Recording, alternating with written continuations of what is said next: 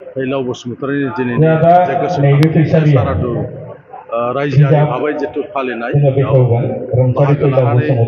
बाहागो लानो मोननानै आंबो मोजां मोनदों मानोना बिथाङा सासे बर' हारिनिल' नङा आसामनि सासे मुंदांखा सासे आर्टिस्टमोन जायनि थाखाय दिनै बिथांखौ बयबो गोसोखांदों बिथांजों आंहाबो मोनसे खाथि सोमोन्दो दङमोन गुवाहाटियाव थानाय समाव बिथाङा गुबुन गुबुन हाबाफारिफ्राव बिथाङा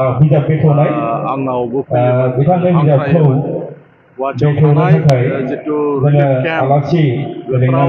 मदद खालामनाय बायदिसिनानिफ्राय बिथांजों मोनसे सोमोन्दो आंहा जादोंमोन गाहायै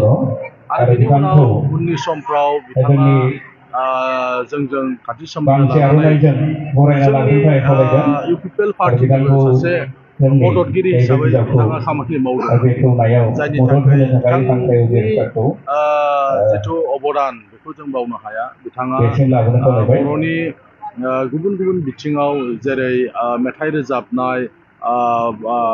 जेरै एलबाम सिरियाल बायदिसिनाफ्राव बिथाङा